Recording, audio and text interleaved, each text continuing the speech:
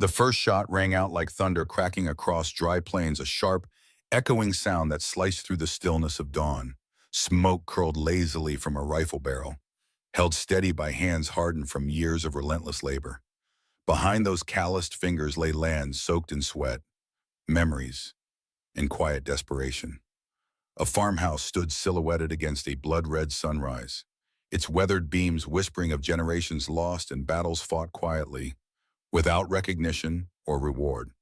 Storm clouds gathered on the horizon, darkening the sky like bruises, omens of a reckoning long overdue. It was a land balanced precariously between dignity and ruin, a silent battleground where legacy was about to clash violently with greed, and where courage would be tested beneath unforgiving skies. Henry Mathis stood at the edge of his sun-scorched field, leaning against the rusted frame of a tractor that had once belonged to his grandfather. The late afternoon light of early August cut across the rows of brittle corn stalks, each one stunted by drought. For Henry, age 54 but looking older, thanks to years of farm labor and sorrow, the land represented more than a source of income. It was his legacy, a familial tapestry of sweat and sacrifice. 3 years of failing rains had turned that legacy into a battle for survival. In his hands, he held a notice from Redwood Bank, a threat of foreclosure if he could not produce a sum of money so large it made his head spin. The once patient bankers had sold the debt to an aggressive investment group, Redwood Land Management, who seemed determined to claim his acreage for something bigger and more profitable than small-scale family farming. He glanced around at the fields, remembering the stories his father and grandfather told about how these acres had once yielded bumper crops. In those days, they had close-knit neighbors, folks who traded labor and equipment, families bound by the rhythms of planting and harvest. But times changed. Large corporate farms moved in with advanced machinery and streamlined contracts. Smaller farms like Henry's could barely compete, and drought made it all but impossible to hang on. His house, a modest two-story structure built in the 1930s, loomed in the background, aging wood siding, chipped paint, and a roof in desperate need of repair. That house had seen birthdays, funerals, and the joyful chaos of family gatherings back when his wife Lucy was alive before cancer stole her away. Now the place felt hollow, occupied only by Henry's dog Gus, a few old keepsakes, and the heavy presence of memory. He turned over the foreclosure notice and thought of his son, Andrew, who had walked away from farm life at age 18. Andrew hadn't looked back except for the occasional phone call at Christmas. Henry didn't blame him. Farming was not a life for the faint of heart, especially during bad years. But with Lucy gone and Andrew in Chicago, Henry navigated the day-to-day alone, wrestling not only with the earth but also with his private grief. Some nights, sitting at the kitchen table, he missed the everyday banter that once gave him strength. Lucy had been the family's soul, her laughter, her stubborn positivity, and Andrew, though always restless, used to lend a hand without complaint. Now, father and son barely talked, and the farm was all Henry had left of them. As he trudged across the dry soil toward the barn, he heard the distant rumble of an engine on the gravel driveway. He wasn't expecting company. Salesmen and land surveyors occasionally wandered out this way, but they rarely came so close to sunset. Wiping sweat from his brow, Henry spotted a small SUV approaching slowly, kicking up clouds of dust in its wake. A fleeting thought sparked in him, Redwood Land Management, or some agent of the bank, here to hound him yet again. Bracing himself, he walked toward the vehicle, determined to send them away. But as the driver's door opened, Henry was met not by a banker or slick corporate rep, but by a petite woman in dusty boots who offered a polite nod and a soft greeting. He had no idea that this unexpected visitor, Anna Reyes, would soon unravel his fate in ways he could not have imagined. Anna Reyes stepped onto the gravel, instantly aware of the tension in the air. The farmhouse, the tired crops, and the stoic man approaching her all seemed perched on the edge of a silent crisis. She brushed back a loose strand of dark hair, secured in a messy ponytail, and reminded herself why she had come. Officially, she was on a personal retreat, planning to film nature footage for an independent project. Unofficially, she was running from a media scandal that had claimed a friend's life and tarnished her own once bright reputation.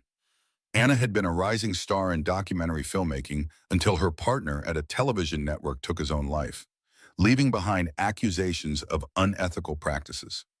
Unable to face the fallout, she'd packed her equipment into her SUV and driven west, searching for quiet streams and forest trails where she could rediscover her passion for storytelling without the glare of public scrutiny.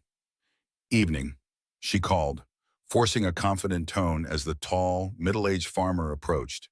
His features were worn but dignified deep lines around the eyes, a salt and pepper beard that suggested unyielding labor. "I'm Anna Reyes," she continued, extending a hand. "I was hoping I could camp on your property for a few days. The local map shows a stream running through. I'm filming natural water sources, sort of a personal project." Henry eyed her with suspicion, his gaze flicking to the camera equipment visible through the SUV's open door. "This ain't exactly a campground," he muttered, crossing his arms. Anna detected a guardedness that went beyond mere caution with strangers. Something heavier pressed down on him, though she couldn't name it yet.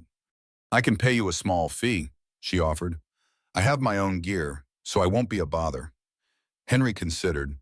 He was short on cash, no doubt, but he also didn't like outsiders. Still, she didn't look like trouble, just another city person with illusions about living off the land. After a moment, he said, "$50 a night.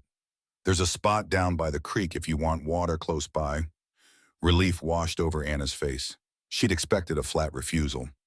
"That's fair," she replied quickly, tugging a small wad of bills from her wallet. "Thank you. And if you want references," he cut her off, "don't need 'em. But no fires. And stay clear of the barns. Some of my gear's in rough shape, and I don't need liability issues." Anna gave him a polite nod. She could sense he was not one for idle chatter, so she simply said, "Understood," and walked toward her SUV to drive it closer to the creek. As she maneuvered her car, she glimpsed Henry returning to the barn with heavy steps. Something about his posture struck her as profoundly weary, like a man carrying more than the usual weight of daily chores. It reminded her, uncomfortably, of her own exhaustion, the kind that settles in your bones after a personal catastrophe. Little did she know, the next few days would force both of them to confront the burdens they carried and reveal hidden truths that would bind them together on a path neither had planned to walk. She was no longer just an outsider filming birds and streams. This farm would become a crucible for her own reckoning. Dusk settled in quickly, draping the tired land in a smoky purple glow. Anna parked by the creek, a narrow ribbon of water that seemed strangely vibrant compared to the parched fields surrounding it. She pitched her tent with practiced efficiency, having spent countless nights in remote locations for her previous documentaries. The air hummed with the last cicadas of the season, and the earthy scent of tilled soil lingered. Everything felt simultaneously peaceful and foreboding, as if the land itself was holding its breath. Once her campsite was ready, Anna stepped to the water's edge. The reflection of a waxing moon shimmered on the creek, its current carrying faint echoes of frogs croaking upstream. She crouched low, capturing a few test shots with a handheld camera. Though her original plan had been to avoid all mention of her past or any serious documentary subject, she found her senses alert to every detail. The dryness of the cornfields, the faint cracks in the earth near the creek's bank, the neglected equipment scattered by the barn, it all told a story. She wondered if Henry realized that everything around him was crying out for a voice. Eventually, Anna retreated to her tent to review the footage on her laptop. She had planned on filming only nature scenes, but she couldn't resist zooming in on glimpses of the barn and farmhouse in the distance, capturing their silhouettes against the twilight. As she scrolled through the clips, her mind wandered to the scandal she had fled the documentary that revealed corruption at a major institution, the subsequent backlash, and the tragic suicide of her partner, someone who had known the moral cost of cutting corners for the sake of ratings. Anna still felt guilt gnawing at her, as if she could have prevented it somehow by being more vigilant, more courageous. Her thoughts were interrupted by the sound of an approaching vehicle. Poking her head from the tent, she saw headlights bouncing down the dirt path. It was Henry in a battered pickup truck, pulling up beside her tent. He got out, carrying a plastic container. Figured you might want some water that's safer to drink, he said gruffly, handing it to her. Creek water's okay for washing, but it's not exactly pure for drinking. She thanked him quietly. The kindness was unexpected. She had pegged him as too guarded for small favors. Also, he added, there's supposed to be a storm moving in tomorrow. Might get heavy. Just watch out for flooding by the creek. Anna felt a flicker of concern. Her campsite was close enough that a flash flood could pose a real risk. I'll keep an eye on it, she assured him. Thank you, Mr. Mathis. Henry nodded and paused, glancing at the camera equipment visible inside her tent.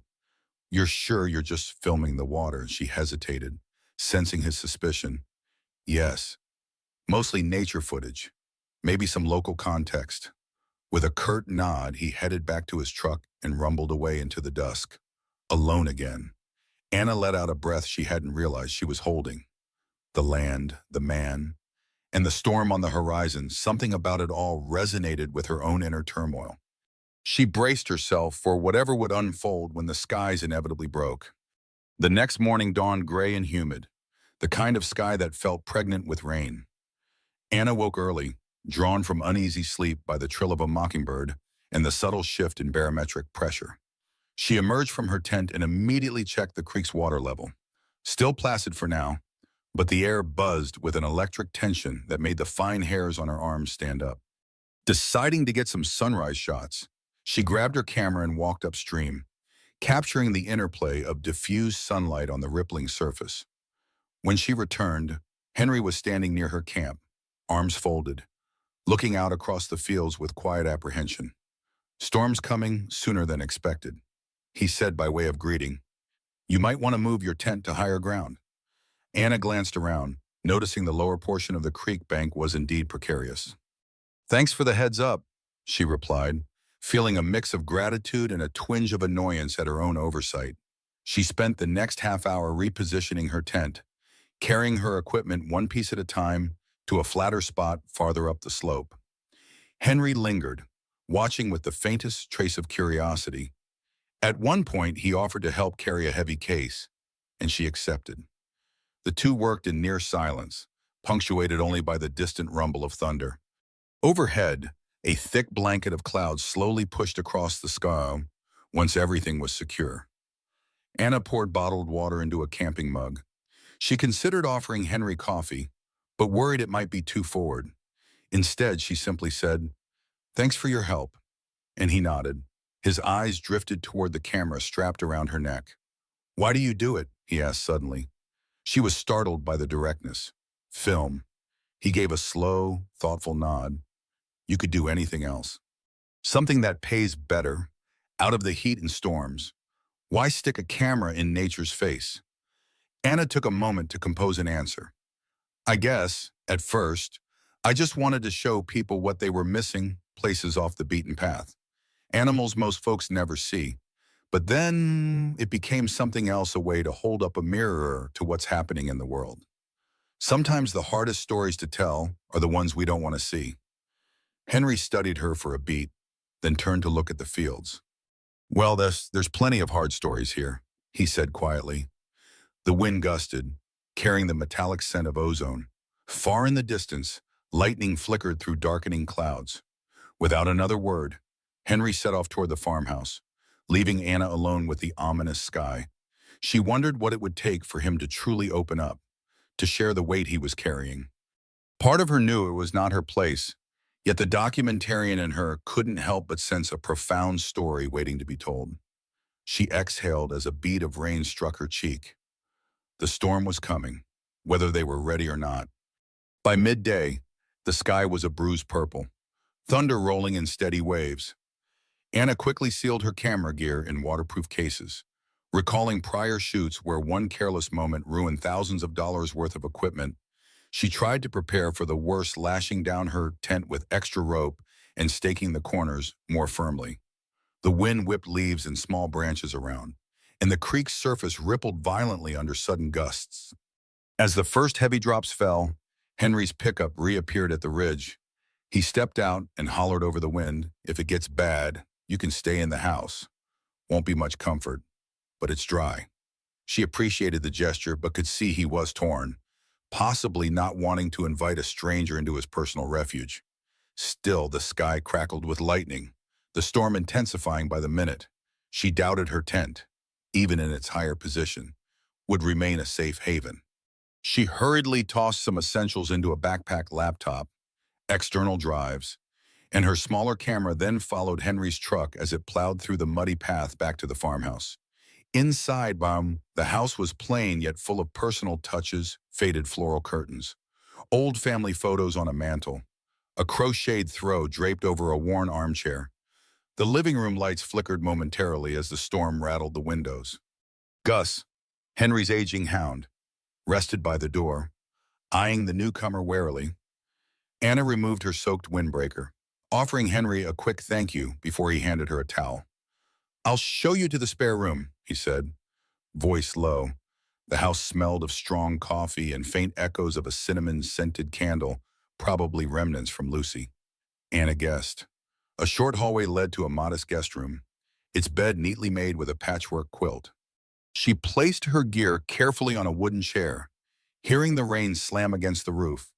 Returning to the living area, she found Henry in the kitchen ladling stew into 2 bowls.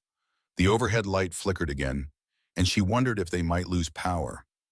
"Not fancy," he said, setting the bowls on the table. "But it's hot." Anna thanked him and sat down, the steam from the stew wafting in gentle clouds. For a moment, the storm outside felt distant as the warmth of a simple meal and the hum of the refrigerator enveloped her. Thunder boomed, and Anna jumped slightly. She noticed Henry's lips twitch in what might have been a subdued grin. "Storms don't usually scare me," she offered with a weak laugh, "but this one is intense." Henry nodded, concentrating on his food. Then, after a pause, he said, "They've been getting worse storms stronger, droughts longer. Feels like the land can't find its balance, and the bank's about done with me." He caught himself, as if revealing too much. But the words hung there, vulnerable and raw. Anna felt the weight of them, her instincts as a storyteller kicking in. She saw in Henry's half-averted eyes a man whose entire life teetered on the brink of collapse. Outside, rain pounded the windows, an echo of all the turmoil neither of them wanted to confess. Night fell, and with it came an onslaught of wind and rain that howled like an unearthly chorus around the farmhouse. Anna helped Henry gather flashlights and candles, anticipating a power outage. They checked the windows, bolstered by old towels to keep water from seeping in. In the flicker of occasional lightning, she glimpsed Henry's face tense but resolute, as if he'd weathered storms far greater than this. They spoke little, the roar of the weather all but drowning out ordinary conversation. At one point, Anna ventured to ask about the foreclosure, but Henry sidestepped the question. His pride, she gathered, was as deeply rooted as the farm's oldest oaks. Instead, he focused on the practical tasks at hand tending to Gus, double-checking the generator in the barn. While he was gone, Anna paced the living room, eyes lingering on framed photographs Henry, younger and happier, standing beside a radiant woman Lucy, she assumed, then a teenage boy who had his father's height and serious expression. She wondered if that was Andrew, the son who'd left. When Henry returned, drenched from head to toe, he muttered something about the generator's fuel line needing repair. "Nothing I can do tonight," he said. "If the power goes, we just have to wait it out." Anna offered to help if there was anything else needed, but he shook his head. "Already done," he replied. "You should get some sleep if you can. Couch is yours. The guest room, too, if you prefer a bed." "Thank you," she said softly. "Henry, I really appreciate everything. You didn't have to let me in." He gave a non-committal shrug. "Nobody should be out in a storm like this," he said, before trudging upstairs, presumably to his own bedroom. Alone again, Anna sank onto the couch.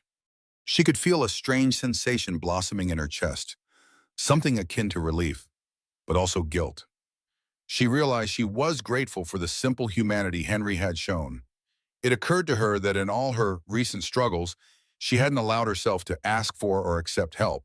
She had run away from the media scandal, from her own remorse, from any meaningful connection. But here, in a battered farmhouse under siege by storm winds, she couldn't run, nor did she want to.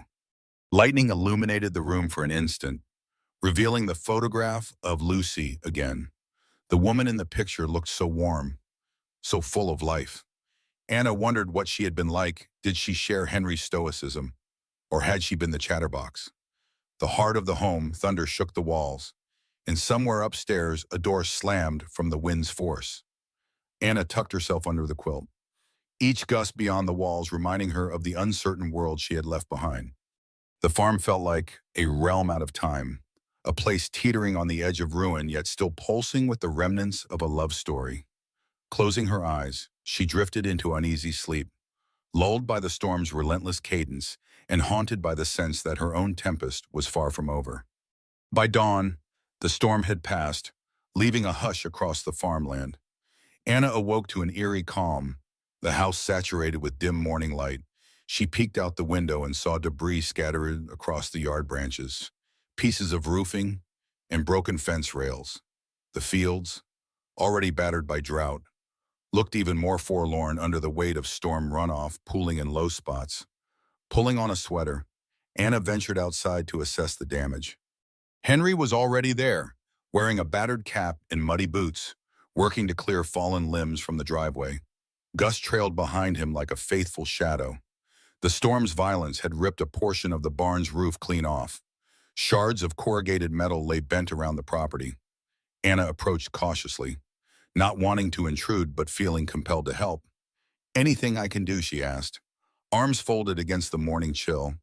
He paused, scanning the yard. "Couple of tarps in the barn. We need to cover that hole before the next rain. You mind fetching them?" She agreed, stepping into the barn's half-light. Dust motes swirled in the beams of sun that stabbed through the damaged roof.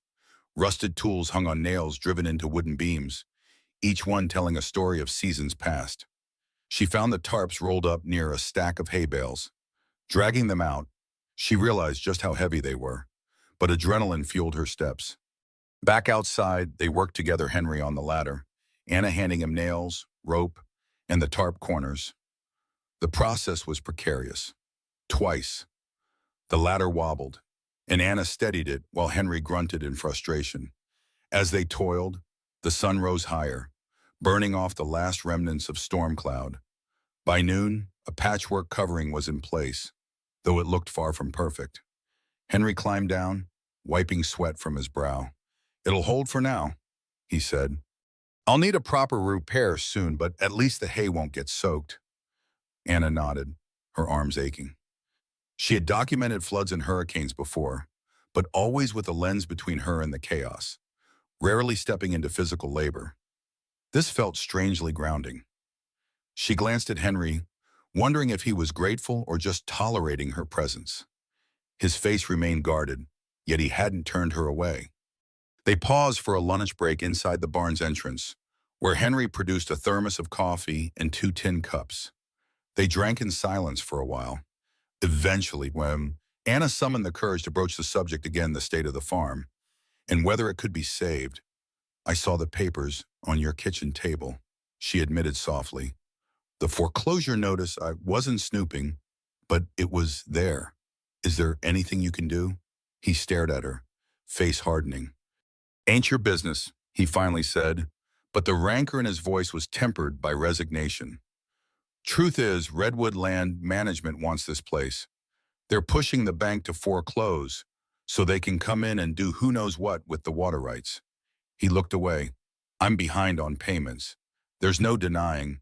Unless a miracle happens, I'll lose the farm." Anna listened intently as Henry's words hung in the dusty air. She sipped the last of her coffee, feeling the bitterness coat her tongue. "I'm sorry," she said, feeling the weight of how inadequate that sounded. Her chest tightened with the urge to help, despite barely knowing the man. After all, wasn't helping the powerless precisely why she became a documentarian? But she also knew that offering pity or unsolicited solutions might only harden his walls. "So," she asked gently, "how long do you have, 60 days? Henry replied, glancing at a calendar tacked to a support beam. "That's when they can legally start the auction." maybe less. If Redwood pushes. He set the tin cup down and stood abruptly, as if the conversation was already too much. Appreciate the help with the roof, he said. I gotta check the fence lines. She followed him out, trailing by a few steps. The morning sun illuminated the farmland, revealing puddles of rainwater that glistened like small mirrors in the broken ground. It was a land of contradictions, so thirsty for consistent moisture, yet battered by sudden downpours. Henry strode across the yard, checking fence posts where the wood looked splintered. Anna caught up to him. I can help, she offered again. I have some time before I move on. His jaw tightened, but he nodded once. Suit yourself. They spent the next hour driving along the perimeter in his pickup, stopping every so often where fallen branches had taken out sections of wire. At each stop, Anna grabbed the spare fencing supplies while Henry hammered nails and secured posts. Through the open windows, she recorded audio with a small device, capturing the natural sound of farmland in post-storm disarray. She wasn't sure why she did it, maybe just a reflex of her profession. Or maybe she wanted to bottle the rawness of this moment, the sense of a life on the brink. It was after they finished mending the last braid that Henry, breathing heavily, leaned against the post and stared out across the rolling terrain. My dad used to say the land was part of our blood, he said, voice subdued. He fought so hard to keep it going through rough times. Part of me feels like I'm betraying him just thinking about letting it go. Anna placed a hand on his shoulder, hesitant yet earnest. Farms like yours are more than property, she said. They're living histories. It's not a betrayal if circumstances forced your hand. Henry's gaze flicked to her, a mixture of gratitude and sadness in his eyes. He opened his mouth as if to speak, then closed it. The rumble of thunder in the far distance broke the spell. Another storm seemed to be brewing. We should get back, he muttered, pushing off the post. As he turned to the truck, Anna felt a surge of resolve. She had fled her own past. But here was a chance maybe her skill with storytelling could do some good. If only Henry would let her. With the sky growing dark again, they drove back in a tense, thoughtful silence, each lost in private questions about whether this farm could be sold and at what cost. As evening fell, Anna found herself uploading the day's footage onto her laptop in the farmhouse kitchen. Henry had retreated upstairs, perhaps to tidy up or to give himself space. A single light bulb buzzed overhead, casting a warm glow on the faded tiles and oak cabinets. The house was silent except for the low hum of the refrigerator and the soft snores of Gus, who lay sprawled near the back door. Scrolling through those raw clips, Anna noticed something remarkable, the tension in Henry's face every time he talked about the land, the heartbreak in his eyes when he surveyed the damage. She felt a pang of conscience. Documenting someone's pain was always a delicate matter. Hadn't she learned that the hard way? Yet something about Henry's struggle felt essential to capture. So many family farms were on the brink, overshadowed by mega corporations and hammered by climate extremes. A story like this, if told honestly, could resonate with countless people who had no idea what small farmers endured. She plugged in her microphone, intending to record some notes. But before she could begin, footsteps sounded on the stairs. Henry appeared, arms crossed. "What are you doing?" he asked, his tone guarded but not hostile. She swallowed, then lifted the mic slightly. "Just making an audio log my observations. I do it routinely. Helps me keep track of my footage and thoughts." He shifted uneasily. "You said you were just filming nature," he reminded her. Anna closed her eyes briefly, then nodded. "I did. But after seeing what you're going through, I think no. I feel it might be worth sharing. People need to see how hard it is for someone like you to keep a farm afloat." She paused, gauging his reaction. "I'm not saying it would fix things," she added softly, "but it could shine a light, maybe stir public support. And Redwood Land Management might not like that kind of attention." Henry's jaw worked side to side. "I'm not looking for a pity party," he snapped. She offered a gentle smile. "I understand, but I've seen documentaries change outcomes. At the very least, they change perceptions. And if Redwood is playing dirty, maybe public awareness can help." She could see him wrestle with the idea. For a man used to self-reliance, admitting the need for outside help must have felt like humiliation. Finally, Tishy, Henry exhaled. Let me think on it, he said. Anna gave a small nod.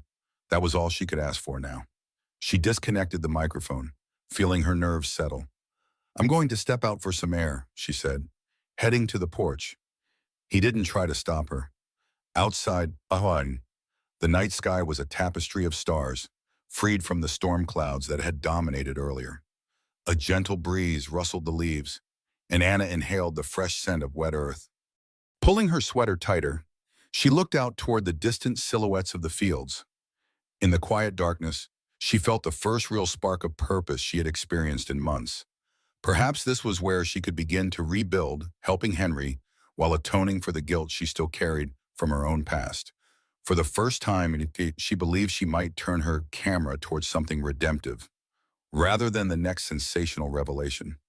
2 days later, the weather stabilized into a pattern of muggy heat, the sun baking the soggy fields until steam seemed to rise from the soil. Anna remained on the farm, with Henry's reluctant blessing. She helped mend fences, fed the chickens, and even attempted to fix a section of rusted gutter along the side of the house. At first, Henry remained distant, leaving her to her own devices while he tackled the endless chores.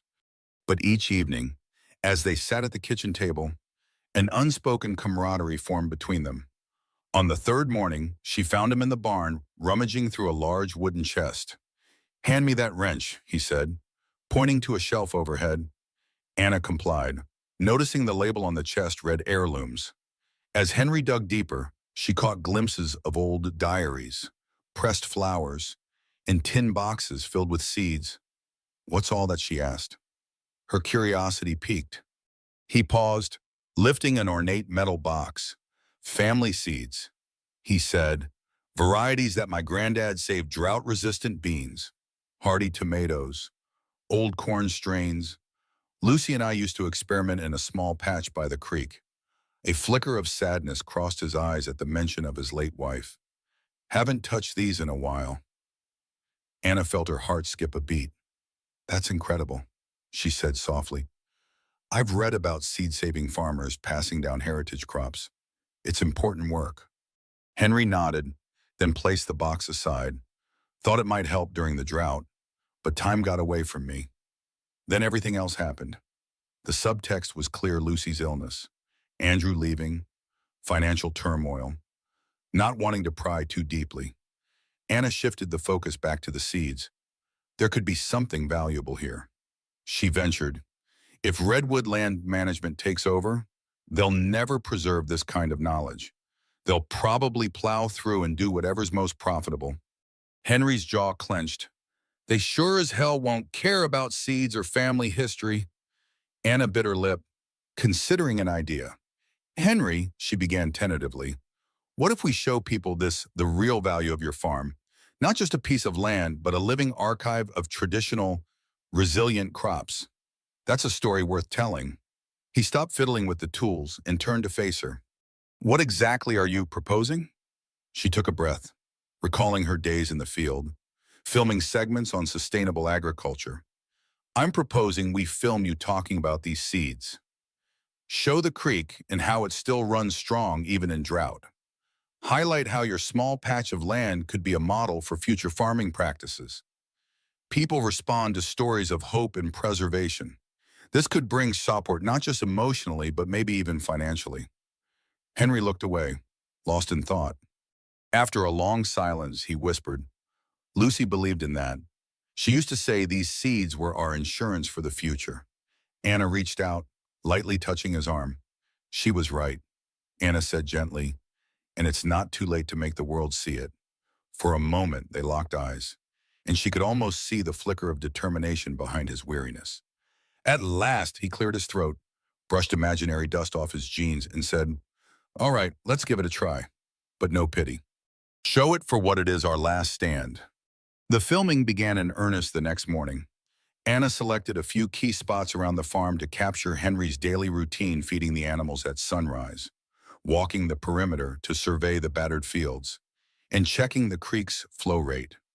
With each scene, she gently guided him through on-camera reflections, steering clear of anything that felt forced. At first, Henry was stiff, unsure where to look or how to phrase his thoughts. But gradually, he grew more comfortable, speaking candidly about the challenges of small-scale farming, the heartbreak of losing Lucy, and the bittersweet estrangement from his son Andrew. In the afternoons, they focused on the seeds. Anna set up a makeshift studio in the barn, draping a clean canvas behind Henry's workbench to emphasize the preciousness of the old metal seed box. There, Henry carefully opened small glass vials and cloth pouches, revealing beans with unusual markings, corns with bright-colored kernels, and tomatoes rumored to thrive even with minimal water.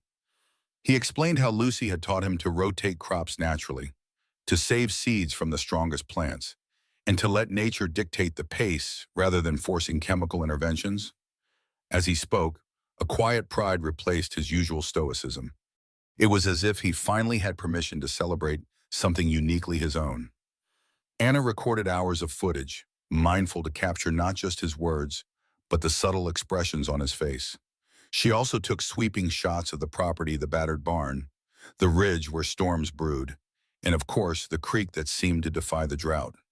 She couldn't ignore the occasional pickup truck from Redwood Land Management driving by on the distant road, its presence a reminder of the ticking clock on Henry's land.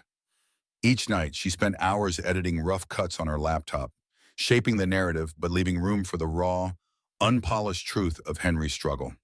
On the fourth day, they ventured to a far corner of the property where a small orchard used to stand.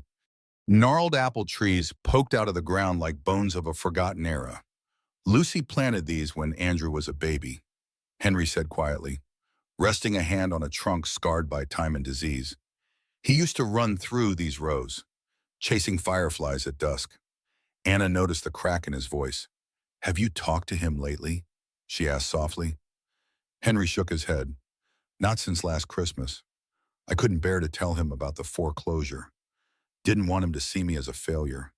Later, while reviewing the orchard footage, Anna realized this location symbolized everything Henry stood to lose: his family's memories, Lucy's legacy, and a potential future that might never materialize. The notion fueled her resolve to finish the documentary sooner rather than later. She knew she had compelling material, but also that time was short. Redwood Land Management would not wait indefinitely, and Henry deserved a fighting chance. With each edit, she honed in on the universal themes: a man's bond with the land, the fragility of old ways in a modern world, and the seeds of renewal that might still exist if only someone would listen. She prayed that her film, once shared, could shift the tides for Henry Mathis before the final curtain fell. That weekend, Redwood Land Management made its move. A notice arrived by courier, informing Henry that the foreclosure process would be expedited. They cited unrecoverable arrears and stated they'd be seeking a court date in less than 3 weeks. The letter also hinted at Redwood's larger ambitions. They planned to repurpose the creek's water rights for industrial use, possibly bottling or irrigation for nearby commercial developments. The subtext was clear: they had no interest in preserving heritage seeds or small-scale sustainable agriculture. Henry slammed the letter down on the kitchen table, rage flickering in eyes that were normally resigned. "They're vultures," he spat, pacing the floor while Anna watched. "They see a chance to pounce, strip the land of what they want, and move on. No respect for the decades of blood and sweat poured into this place." She could see his hands trembling. The letter curled in one fist. "We still have some time," she said, voice calm but urgent. "I'm nearly done with a short version of the documentary. If we release it strategically, maybe at a local event or online, we could draw attention to what's happening. Public outcry might force Redwood to slow down." Henry pounded a fist on the table, scattering a salt shaker in the remains of his morning coffee. "I'm not a charity case," he growled. "I don't want pity donations, and Redwood has lawyers, lots of them." "What can the video do?" Anna stood her ground, adrenaline firing through her veins. "It's not about pity. It's about showing people the truth. Companies like Redwood operate in the shadows. They don't want public scrutiny. If enough people start asking questions, Redwood might back off, or at least the bank could reconsider. Besides, she added gently, you're not alone in this. There are hundreds of small farmers facing similar threats. Your story could help them, too. He paused, seemingly caught off balance by her fervor. Before he could respond, a loud knock echoed from the front porch. Gus barked as Henry opened the door, revealing a grim-faced man in a suit, someone representing Redwood or the bank. No doubt, the man, who introduced himself as Mr. Powell, informed Henry that Redwood had authorized him to make a final purchase offer, a sum significantly below market value. We can close quickly, Powell said, with a practiced air of politeness. Save you the trouble of foreclosure proceedings. Henry glared, refusing to take the envelope Powell offered. Get off my land, he said through clenched teeth. Powell hesitated, eyes flicking to Anna, who stood behind Henry with her camera at her side. Sensing tension, Powell placed the envelope on a small table by the door and turned to leave. We'll be in touch, he said, disappearing into the bright afternoon. Anna's heart pounded. She had captured parts of the exchange on film, her instincts guiding her to record discreetly. Henry exhaled a shaky breath, slammed the door, and turned to her. Fine, he muttered, voice hoarse. We do this.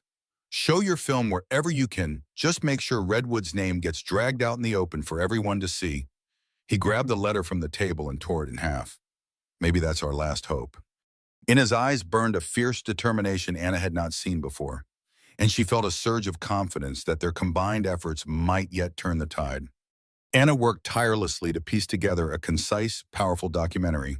She chose a simple title, Seeds of Hope, and crafted a narrative that interwove Henry's personal struggles with the broader issues facing small farmers across the country. The footage included sweeping aerial shots of the cracked land, close-ups of heritage seeds in their vibrant colors, and candid interviews with Henry, speaking plainly about his love for the farm and his frustration at its impending loss. She spliced in short, expert interviews she'd accumulated over her career, an agronomist explaining the importance of biodiverse seed strains, a climate scientist warning of more extreme weather, and a local historian discussing the vanishing legacy of family farms. She posted a short teaser on social media, urging people to attend a community screening at the nearest town hall. Word spread faster than she anticipated. Local advocacy groups caught wind and joined forces, turning the screening into a mini event with flyers, potluck food tables, and even a local news crew eager for a human interest piece. Henry was reluctant to appear in public. His pride bristled at the idea of asking for help in front of neighbors and strangers.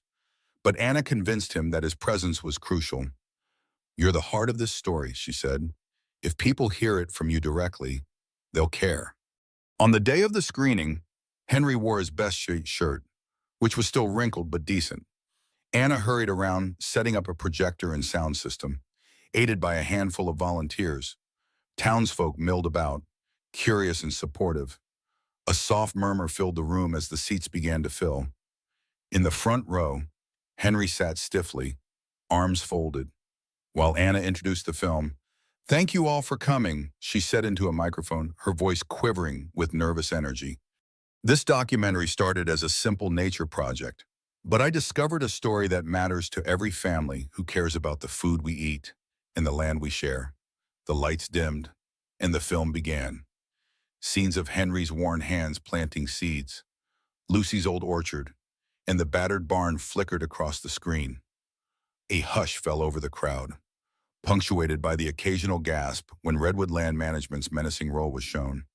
There was a poignant moment with Henry speaking about Lucy, recalling how she taught him that seeds were like hope in your pocket. By the end, tears glistened in more than a few eyes. When the lights came up, the applause was instantaneous. Henry looked stunned, swallowing hard as neighbors approached to shake his hand, offering words of encouragement. A local farmers market organizer pledged to help him sell produce at a premium price if he could manage another season.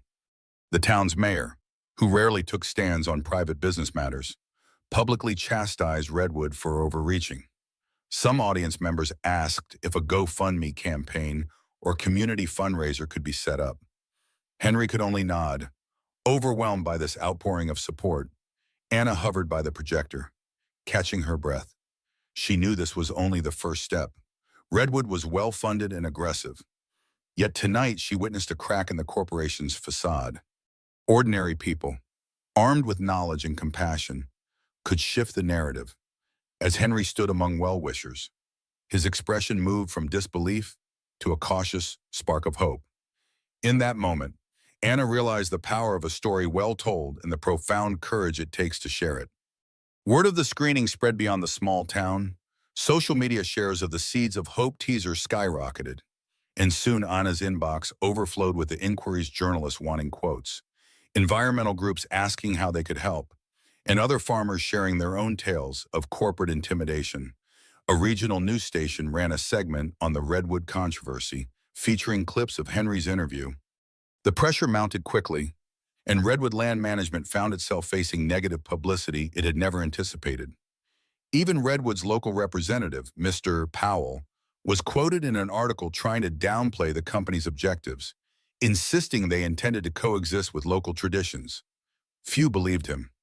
Amidst the media storm, a short but intense phone call came from Chicago, a voice Anna didn't recognize. "My name's Andrew Mathis," the caller said. Anna's heart quickened. "Henry's estranged son. I saw the short documentary you posted online." He continued, "I had no idea how bad things were for my dad. Is it true about the foreclosure?" Anna confirmed it, her voice gentle. There was a pause on the line, filled with a tension reminiscent of a wound left untended for too long. "He never told me," Andrew said at last, a mix of anger and regret in his tone. "I want to help, but I'm not sure how he'll react to me suddenly showing up." Anna sensed the pain behind his words. "He needs you," she said simply. 2 days later, Andrew arrived on the farm. Henry was repairing a tractor engine when he saw a car parked in the driveway, sporting out-of-state plates. Andrew emerged, wearing a crisp collared shirt and carrying an overnight bag. The father froze, wiping grime from his hands. Neither spoke for several seconds. Then Andrew cleared his throat. "Dad," he said softly, "I saw the film. I'm sorry I didn't come sooner." Henry looked away, blinking hard. "Guess it took a big crisis for you to remember this place existed," he replied. But the resentment in his voice seemed overshadowed by relief. Anna, filming from a discreet distance, captured their first awkward hug. She decided not to intrude any further, stepping back to let father and son talk in private. Later, she learned Andrew had done well in Chicago, working for a technology startup. Though he couldn't single-handedly save the farm from its financial crisis, he offered to pitch in what he could. More importantly, Andrew promised to speak publicly on his father's behalf. He had connections in city circles that might galvanize more significant support. The next afternoon, Redwood Land Management staged a counteroffensive. Their lawyers sent cease and desist letters accusing Anna of defamation and warning that Redwood would pursue legal action if she continued spreading misinformation. Undeterred, Anna and Henry expanded their fight. Supporters launched a crowdfunding campaign online, titled Save the Mathis Farm, which raised money more quickly than anyone expected. Henry was flooded with phone calls, some from strangers living hundreds of miles away, offering small donations or simply words of encouragement. On top of that, an environmental nonprofit offered to help Henry apply for a grant to preserve heritage seeds, citing their importance in climate-resistant agriculture. Through it all, Andrew remained on the farm, bridging the gap between city resources and rural realities. He accompanied Henry to a meeting with Redwood's lawyers, where father and son presented a united front, refusing any lowball buyout and highlighting the negative PR Redwood would suffer if they persisted. Redwood's legal team left with furrowed brows, suddenly aware that they were no longer dealing with an isolated farmer. The tides were turning, and Redwood, once an unstoppable force, began to flinch under the glare of public opinion. A month later, the farm bore signs of new life, though the foreclosure process hadn't been formally canceled. Redwood Bank, now under intense scrutiny, agreed to renegotiate. The final settlement wasn't everything Henry wanted. He'd still carry debt, but it granted him more time and better terms, enough to potentially stabilize the farm. More importantly, The seeds that he and Lucy had lovingly preserved began to sprout in raised garden beds near the creek. Anna captured stunning footage of bright seedlings emerging from the soil, each leaf a testament to the power of resilience and hope. The culminating victory came when a coalition of environmental groups, along with a philanthropic foundation inspired by Anna's documentary, contributed funds to establish a pilot project on the Mathis farm. Officially titled the Heritage Seed and Water Preservation Initiative, the project aimed to showcase how small-scale farms could thrive in the face of climate challenges without selling out to corporate interests. Andrew announced he would remain in the area indefinitely, working remotely and helping his father manage the new initiative. Their once frayed relationship found a renewed sense of purpose, each learning how to speak to the other again without the weight of unresolved blame. On a crisp morning, Anna filmed a final sequence, Henry standing beside Andrew by the orchard Lucy had planted, the old apple trees still leaning in silent witness. This time, new saplings dotted the rows, bred from heritage varieties known for their resilience. Henry spoke directly to the camera, his words steady and introspective. "I thought I was alone," he said. "I thought nobody cared if this land dried up and blew away. But I've learned that sometimes it takes speaking out to find your allies. We don't have all the answers, but we're willing to try. That's farming. Put a seed in the ground, give it your best, and trust that something good will grow." Anna ended the recording, her eyes misting. She had come here to escape her own ghosts, never expecting to uncover a story of heartbreak and rebirth. In helping Henry, she discovered her own reason to keep filming, to stand for something greater than sensational headlines. That evening, as the sun cast long golden shadows over the fields, they held a modest gathering at the farmhouse. Neighbors, local supporters, and even a few out-of-towners arrived, sharing casseroles and bones, raising glasses in a simple toast. Laughter rang out where once there was only silence. Andrew tinkered with an old record player Lucy had kept. Soon, a classic country tune filled the living room. Henry tried to suppress a grin, failing as he joined the crowd. Anna perched on a windowsill, filming just enough to capture the magic without intruding. She realized this was the real ending, not the triumphant corporate defeat or the official grants, but the small, precious moments of unity and belonging. 3 days later, Anna packed her SUV to leave. Henry and Andrew walked her to the driveway. "I guess we owe you," Henry said, his eyes full of genuine gratitude. She shook her head. "You don't owe me a thing. Thank you for trusting me with your story." A final wave, a swirl of dust on the road, and she was gone off to wherever her camera and heart would next guide her. Behind her, the Mathis farm stood under a broad Midwestern sky. No longer a place of quiet resignation, but a living testament that from desperate soil, seeds of hope and renewal could still thrive. In the end, the land endured scarred but unbroken, quietly carrying the memories of struggle and sacrifice. Fields once parched now sprouted new life, rooted deeply in courage and resilience. The farmhouse, weathered by countless storms, stood firm, a silent guardian of stories passed from one generation to the next. Yet victory did not come without a price, pride tempered by humility, trust built painfully from fragments of broken relationships, and a hard-earned understanding that true strength is sometimes found in the willingness to accept help. As the dust settled, one truth lingered: battles worth fighting often begin quietly, hidden behind the quiet dignity of those who refuse to surrender. The seeds planted today would echo into tomorrow, a gentle reminder of how fragile yet powerful hope can be. Now, Isabin, as the sun dips beyond the horizon, casting long shadows across fields renewed, we pause to wonder when your own storm comes. What will you fight to protect, and who will stand beside you?